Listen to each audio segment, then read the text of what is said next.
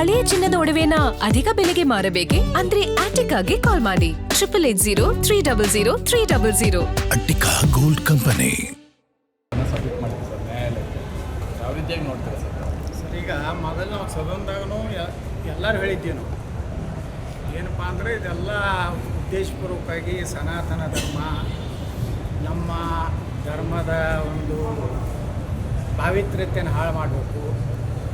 ಧರ್ಮಸ್ಥಳದ ಒಂದೇನು ಜನರಲ್ಲಿ ವಿಶ್ವಾಸ ಇದೆ, ಆ ವಿಶ್ವಾಸಕ್ಕೆ ಒಂದು ರೀತಿ ಇದು ಅಂಧ ಅಭಿಮಾನ, ಇಲ್ಲಿ ಯಾವುದೇ ರೀತಿ ಧರ್ಮಸ್ಥಳದ ನ್ಯಾಯ ಅನ್ನೋಂಥದ್ದು ಇಲ್ಲ, ಏನೇನೋ ಒಂದು ಅಪಪ್ರಚಾರ ಮಾಡಿ ಕೆಲವೊಂದು ಎಡಚರರು ಮತ್ತು ನಾ ಹೇಳ್ಬೇಕಂದ್ರೆ ಪಾಕಿಸ್ತಾನದ ಏಜೆಂಟ್ರು ಏನೋ ಮತಾಂತರ ಏನದಾರಲ್ಲ ಅವ್ರು ಕೂಡಿ ಯೂಟ್ಯೂಬ್ನಲ್ಲಿ ಅಂಥರಲ್ಲಿ ಇಂಥಲ್ಲಿ ಸಾಕಷ್ಟು ಅಪಪ್ರಚಾರ ಮಾಡಿ ಇವತ್ತು ಒಂದು ಹಂತಕ್ಕೆ ಬಂದಿದೆ. ಏನು ತಮ್ಮ ಹೇಳ್ದಂಗೆ ಸುಮಾರು 7,500 ಪುಟದ ವರದಿಯನ್ನು ಕೊಟ್ಟಿದ್ದಾರೆ. ಸತ್ಯನೇ ಆಗೋದು.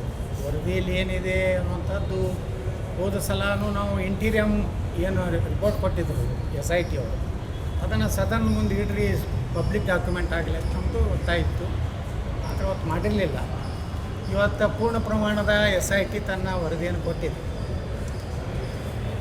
ಮತ್ತು ಈಗಾಗಲೇ ಅಲ್ಲೇನು ನಾಳೆ ಇಲ್ಲಿ ಶವ ಉಳಿದ್ದೇನೆ ಇಲ್ಲಿ ಶವ ಉಳಿದ್ದೇನೆ ಅಂತೇನೇನು ಹೇಳ್ತಿದ್ದ, ಅವನೇ ಕೆಲವೊಂದು ಹೇಳಿಕೆಗಳಲ್ಲಿ ಹೇಳಿದ್ದಾನೆ, ನನಗೆ ದುಡ್ಡು ಕೊಟ್ಟರು, ಇದೇ ರೀತಿ ಹೇಳ್ಬೇಕಂತ ಹೇಳಿದ್ರು, ಈ ರೀತಿ ಧರ್ಮಸ್ಥಳದ ಒಂದು ಅಪವಿತ್ರ ಮಾಡ್ಬೇಕಂತೇಳಿ ನನ್ನ ಕಡೆ ಉಪಯೋಗ ಮಾಡಿಕೊಂಡ್ರು ಅಂತಂದು ಅವನೇ ಅನೇಕ ಕಡೆ ಬಾಯ್ಬಿಟ್ಟಿದ್ದ.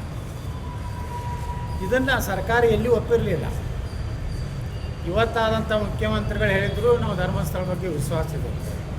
ಆ ದುರ್ದೈವ ಅಂದರೆ ಕೆಲವೊಂದು ಪ್ರಿಯಾಂಕಾ ಖರ್ಗೆ ಅವರಂಥ ಹಿಂದೂ ವಿರೋಧ ಇರುವಂಥ ಕೆಲವೊಂದು ಕಾಂಗ್ರೆಸ್ ನಾಯಕರು ಬಾಯಿ ಬಂದಂಗೆ ಮಾತಾಡ್ತಾರೆ. ಇವತ್ತು ಸತ್ಯ ಹೊರಗೆ ಬರಬೇಕು. ಧರ್ಮಸ್ಥಳದ ಪಾವಿತ್ರ್ಯಕ್ಕೆ ಯಾರ್ಯಾರು ಅಪಮಾನ ಮಾಡುವಂಥ ಕೆಲಸ ಮಾಡಿದ್ದಾರೆ ಅವ್ರಿಗೆಲ್ಲ ಶಿಕ್ಷೆ ಆಗಬೇಕು. ಆ ವರದಿಯಲ್ಲಿ ಏನಿದೆ ಅನ್ನೋಂಥದ್ದು ಬರುವಂಥ ಅಧಿವೇಶನದಲ್ಲಿ ಸರ್ಕಾರ ಅದನ್ನು ಸಾರ್ವಜನಿಕರ ತಿಳುವಳಿಕೆಗಾಗಿ ಸದನದಲ್ಲಿ ಚರ್ಚೆ ಆಗಬೇಕು. ಇದ್ರ ಹಿಂದೆ ಯಾರ್ಯಾರು ವಿದೇಶಿ ಕೈವಾಡೋದವೋ, ISI ಕೈವಾಡಿದೆಯೋ, ಕಮ್ಯುನಿಸ್ಟ್ರ ಕೈವಾಡಿದೆಯೋ, ಅಥವಾ ಕಾಂಗ್ರೆಸ್ಸಿನ ಹೈಕಮಾಂಡದ ಕೈವಾಡಿದೆಯೋ, ಹೈಕಮಾಂಡದ ಬಗ್ಗೆನೂ ನಮಗೆ ಸಂಶಯ ಇದೆ. ರಾಹುಲ್ ಗಾಂಧಿ ಹಿಡಿದು ಇದರ ಹಿಂದಿದ್ದಾರೆ ಅನ್ನೋಂಥದ್ದು ನಮ್ಮಲ್ಲಿ ಸಾಕಷ್ಟು ಊಹಾಪೋಹಗಳಿವೆ.